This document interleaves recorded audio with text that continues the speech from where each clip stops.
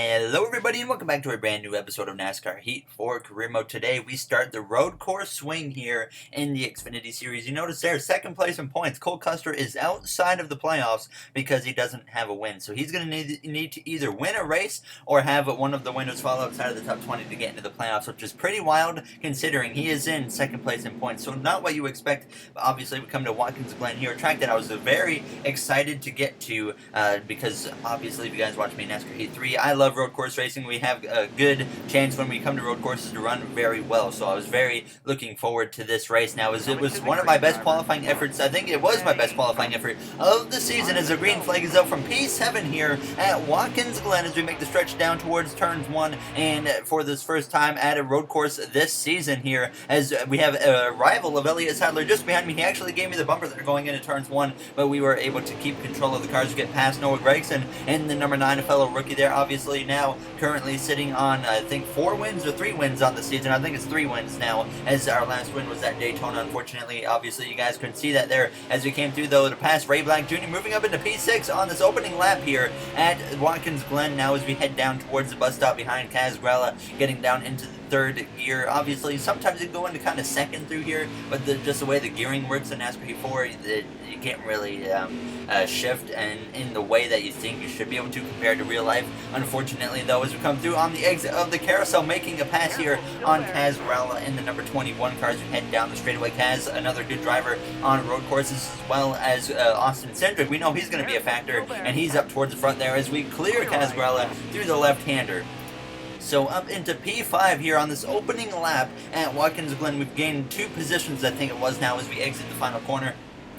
And as we came through now on lap 3 of 4 in this opening first stage, this was a 25% race, by the way. Now as we go down in through the carousel, we were slowly closing in on the cars up ahead, but just couldn't quite get to them now as we came to the white flag on stage 1 through the bus stop down in through the carousel. Christopher Bell currently leading the way as it's 1, 2, 3, 4, all within fighting distance of each other. And then obviously myself at this point lurking behind, about maybe a second or so behind Tyler Reddick in the number 2 cars. We head down the straightaway towards the left-hander for the final time now as we come through this penultimate corner. Christopher Bell has dominated this first and opening stage now as we head down into the final corner. So we're showing some good pace here in Watkins Glen, and I feel like if we can just get up to the front here with a restart, we can have a really good shot to win this race now as we come through to finish P5 here in stage 1. So a very strong first stage for us here at Watkins Glen. Noah Gragson P6. It actually took them quite a while to cross the line, so we had to skip forward just a little bit here as Christopher Bell, obviously the stage winner, and we would not need to come to the pit lane, so we would get ready to restart from P5 here in the second stage at Watkins Glen. It's Christopher Bell and Austin Cindric on the front row. Our teammate Chase Briscoe in front of us.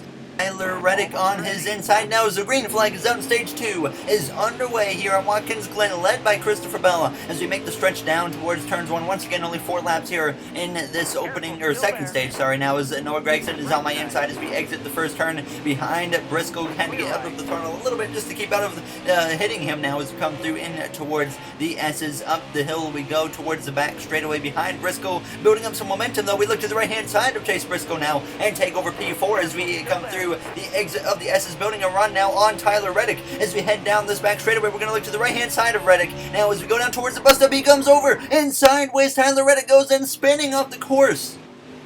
That's going to end up bringing out a yellow, and that ends the stage very early there, as that was, in my opinion, Tyler Reddick's fault. We went down into the bus stop, and he just casually came over into the left-hand side of me and hit me, and then obviously he lost control of his car when spinning off the track. We're definitely going to have to probably apologize to him about that, though, but I felt like that was his fault. But we came in with no tires, and we actually took the lead on the pit stop as you saw all the AI were pitting. So now all of a sudden we find ourselves leading this race here as the third stage is underway at Watkins Glen, and some of the faster cars are not even on this row with me now, as we had a few slower cars stay out. Justin Haley not really slow, but certainly not up to speed with us front runners today. So all of a sudden I look at this as a huge opportunity. We find ourselves wrecking Tyler Reddick, and we're now awarded with the lead somehow as we come through the S's. So easily we were able to pull away from these guys at the beginning because they're really fast guys like Christopher Bell, Austin Cindric. They were stuck behind Greg Alding, Justin Haley, so we had started to drive away as we came through now a few laps later on lap 13 going through the bus stop. So it was I kind of felt bad there taking out Tyler Reddick and then finding myself getting the lead from it. But obviously, as we come through now on lap 14, less than 10 laps to go at this point, coming through the final corner, just managing the gap to second place of Greg Golding. He was starting to get put under pressure by Austin Cindric at this point, so that was certainly a bit of a concern now as we came through now on lap 15. Through the S is getting very sideways and almost head on into the guardrail. We went, but we make a huge save now.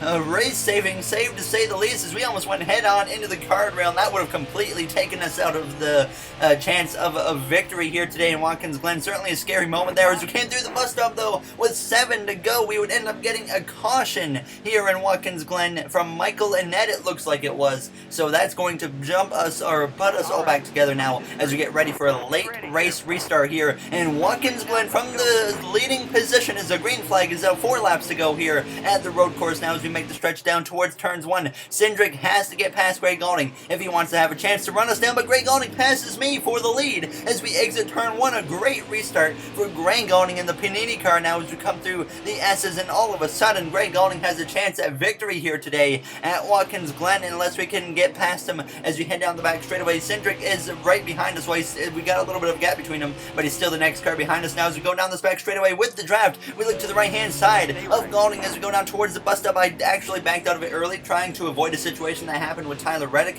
when we took him out at the beginning of stage 2. Now, as we go down into the carousel behind Golding, we don't have a lot of time to waste because we know Cindric has a really fast car, so we need to complete this pass real quick. And on the exit of the carousel, we have such a good run that we easily get to the left-hand side of Greg Golding and pass him down the straightaway. So now we once again retake the lead here in Watkins Glen as we go down towards the left-hander. So now if Golding can just keep Cindric at bay, then that will definitely allow us to run away with victory. But as we came through now with 2 to go, you see right there, Cindric had gotten past Greg Golding as we went down towards turns 1. So now it might end up being a fight because we have Cindric closing the gap on me now as we came through to the white flag, though. It's still about the same gap between myself and Austin Cindric here on this final lap in Watkins Glen, trying to get win number 4 on the season, our first road race of the season. We've won at one road course before in the Truck Series at Canada, my home race actually. So we've only had one road course race in our career. We won that one, and here in our second road course race of our career, we have a chance to win again as we go through the bus stop, making just a little bit of a mistake on the exit now as we go down into the carousel. And now as we enter the carousel, another mistake, and that allows Cindric to close the gap a little bit, but we do still have a fairly comfortable gap now as we exit the carousel, about maybe 3 to 4 car lengths ahead of Austin Cindric now as we go towards this final sector here in Watkins Glen, now down into the penultimate corner. Cindric closing the gap now as we go a little bit wide on exit over the curb. As we head down to this final corner, Cindric is there, and he's not going to give the bumper, and that's obviously a huge opportunity for us to stay in the lead. As we exit the final corner, we are going to come through to win in Watkins Glen here for our second road course win of our career. An awesome victory for us here today at the road course of Watkins Glen. Very happy with that. Of course, it's always nice to get another victory. So yeah, I think 4 wins now on the season for us, which would tie us for the most wins with John Hunter Nemechek. Once again, though, we've had a pretty inconsistent season. Like, I think we're 10th in the points, but we are tied for the most wins. It shows how inconsistent we have been. And consistency is something we're going to have to work on a lot in the Truck Series, obviously, or sorry, in this Xfinity Series. In the Truck Series, we were able to build that in the playoffs, and that's what we're going to have to do again here in Xfinity, because the playoffs, consistency is key. Now as Tyler Reddick there, you see, leads the points, we would come through straight to the next event here. We had Robert Campbell, a subscriber, in our truck as we went down towards turns 1 and turns 2. I know I keep forgetting to change the number from 02 to something else, but I will eventually hopefully get that changed now as we came through turns 2. So Campbell, he had started moving his way throughout the field here periodically at this point as we went down the back straightaway, making some moves of the inside as you went through turns 3 and turns 4, and he would continue moving his way forwards as he came through turns 3 and turns 4 for the final time here in Kentucky. Running P6 was Robert Campbell as he came out of turns 4 for the final time here at Kentucky Speedway, and Robert Campbell is going to come down the front straightaway. He would get through and get a P6 finish here today for us in Kentucky. So we've had a good couple last races with subscribers in the trucks, with Michael Cunningham having a great result in Gateway, now Robert Campbell with a 6th place finish in Kentucky. So now we come straight through to the next Xfinity Series race, another road course. Obviously we're in the road course swing, so we got Mid-Ohio. This one I actually we started at the back after failing optical scanning station multiple times. Obviously, you can't actually have that as a player, but we're going to act like every once in a while that we get penalized from something like that. Now, as a subscriber mentioned, we should start doing that, so we're definitely going to keep implementing that. I did that in the Cup Series in NASCAR Heat 3, so we're going to keep doing that as well here in NASCAR Heat 4. There's having some oversteer on the exit of turns 1, so that's obviously not what we want to have. Now, as Mid-Ohio, I think I like to consider this one of my worst road courses in the NASCAR game, so I wasn't really looking forward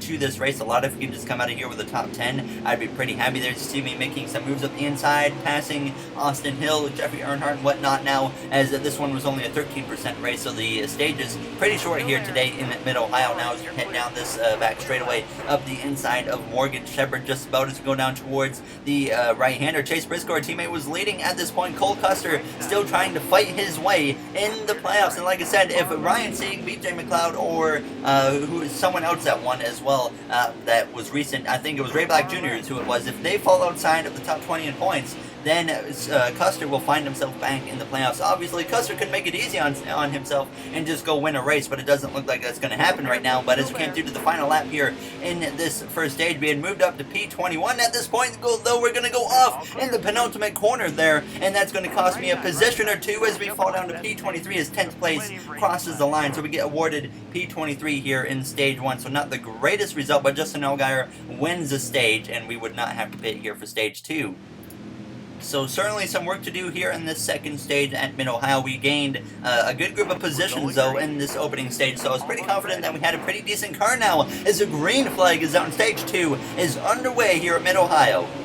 We need to be aggressive here on these restarts. We want to make up a good bunch of ground as Justin Allgaier leads the way after winning stage 1. We nearly get into the back of Tommy Joe Martins there as we exit turn 1, but now as we came through to the back straightaway, making some 3-wide moves there on Ross Chastain, our rival, trying to keep it as clean as possible with him, because we're on a bit of a personal probation with Ross Chastain after the incident in Kentucky a few episodes ago now, as we came through making some passes, but we kind of got stuck here behind Christopher Bell and Greg Galding. So as we came through right to the final lap, still running with Christopher Bell and whatnot through the penultimate corner, though we had finally gotten through them here in stage 2 as we passed Bell, and we would get P13 in this second stage here at Mid-Ohio. So still some work to do, but once again, we gained a good group of positions. We just need to do that here for the final stage, as everyone would be coming to the pit lane for this third and final stage. So I would come in as well for just can fuel, I think it is there, as I decided not to take tires actually, and then I think I turned it down to half a can of fuel. Yes, I did. So we do repair the car, and we actually gain 1 position as you get ready to restart P12 here at Mid-Ohio. So an opportunity to at least get a top 10, and that's the main goal here today now, as the green flag is on the third and final stage is underway. And I felt like if this race went long enough, maybe we could get a chance at winning, but definitely 5 laps to go. Not sure if that's going to be enough time as we go through turns 1 for this opening lap of this third and final stage. Passing Greg Galding there on the right hand side, now up inside the top 10 as we're going to make a 3-wide there of the inside of Noah Gragson, as well as we're going to go up the inside of the 51 of Jeremy Clements and make a 3-wide with him and Elliott Sadler, our rival. And all of a sudden we find ourselves in P6 as we exit turns 2, and as we came through now on lap 12, we had actually moved up into P4, but then once again going off the course in the penultimate corner, just like I did earlier in this race, getting passed by Tyler Reddick. But we would actually be able to pass Tyler right in the next corner here as we came through turns 1, building up enough of a run. We would drive right back past him and move back up into P4 at this point. So a very solid run this has turned into now as we came through on lap 13. Still running P4 with Mike Lynette now behind me as we get up under the curve, though. And now we're going to go spinning on the exit of the corner, and all of a sudden a good run has been jeopardized here in Mid-Ohio. No caution comes out, so we get regrouped as quick as possible here behind Elliott Sadler. We will get stuck behind him as we came through now to the white flag in Mid-Ohio now, as that was, I think, with 2 to go when I spun out, if I remember correctly, though. But making a move to the outside of Sadler, he tries to turn us down the straightaways. We go down into the right-hander now, and he's going to give us the bumper and punch us. And I am not going to take that at all now. As we go down into the left-hander, we stuff it up the inside and spin Elliott Sadler out, dumping him through the left-hander. And unfortunately, I didn't think that through very well, because that's going to end the race here in Mid-Ohio about a quarter of a lap early. So that was just kind of, once again, not getting pushed around by rivals this time around. Obviously, I let that happen so much in NASCAR Heat 3. I need to turn the cautions down to less strict at road courses, but it was, I think, Justin Allgaier getting the victory, so that was good for him. Cole Custer, I think, is maybe inside the playoffs now due to someone falling outside of the top 20. And sure enough, there it is. Cole Custer finds himself back in the playoffs, so it's going to get very close on points. Custer is trying to point his way in right now, and so it's going to be a close battle, so we'll see how it goes. As always, if you guys enjoyed, make sure to comment, like, and subscribe. So I will see you guys in the next one. Thank you for watching, everyone, and have a great day.